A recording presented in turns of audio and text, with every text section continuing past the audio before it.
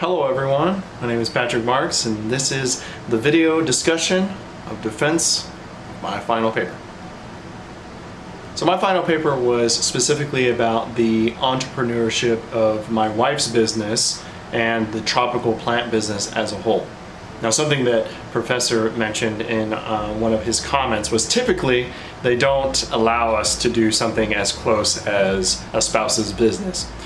So when I mean spouse's business is essentially I looked at the tropical plant business as a whole and then I isolated it down into a specific genus of plant, the Monstera, which I affectionately named my paper Monster Plants.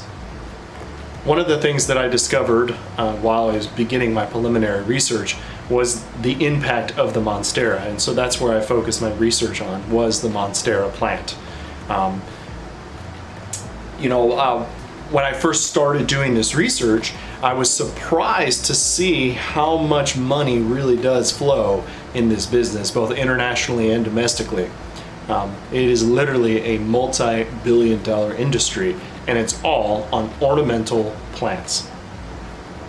And I used several examples of the Monstera because the Monstera itself has over 59 different variations or variegations that differ from the extreme to the mundane. And one of those is the Monstera albo. Monstera albo has these gorgeous half-moon white leaves with its normal green leaves.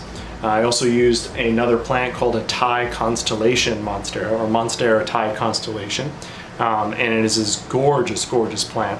I'll show a picture here if I can find one. Both of these plants are staples in the tropical plant business and have essentially really kickstarted a lot of these small businesses into this industry as a whole. Some of the resources that I used specifically were obviously interviews that I had with my wife with her business, Fully Rooted Plant Boutique. And then I also had her connections with the other businesses because this business is extremely social media driven. That's one of the things that I discovered in my research was the engine that drives this business is social media and influence. So influencers, just like influencers of Instagram and TikTok and YouTube, it's the same thing with the plant business. They even have their own platforms where they push different plants based on popularity. The Tycon and Albo are very popular right now, but some of the other plants are moving up. And the way that I researched that popularity was I looked at plant sales from the U.S. statistics, specifically from Statistica, and then also from a plant price watch list called Plant Slip. Both of them had great resources on plant prices. Some of my secondary resources that I utilized were a New York Times article about Monsteras, and also an article from an interview done in Canada on a nursery called Scott's Nursery, where a plant, a Thai constellation, sold for $999 in January of 2023. And then I coupled that with a recent article earlier this year of Publix, a Florida supermarket, selling Tycons, the same exact plant that Scott's Nursery were selling in 2023 in January, except Publix was selling them for about $25. So my research led to some interesting places. One of the conclusions that I made was this business is very much about social media, and what plants are popular are popular because of social media.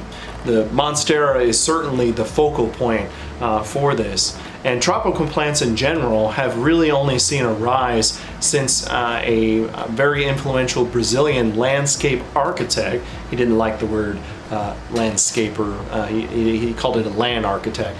His name was Roberto Burle Marx. He was a very famous Brazilian landscape artist. They called him almost the Picasso of plants. And he has 20 different plants named for him. But he was famous because he used these tropical plants, these trash plants, as a focal point. And so that really kind of put these tropical plants on the market. all in all, I had a really great time researching this paper. I got actually closer with my wife because she's passionate about this business, and I learned a lot about the tropical plant industry as a whole. Thank you.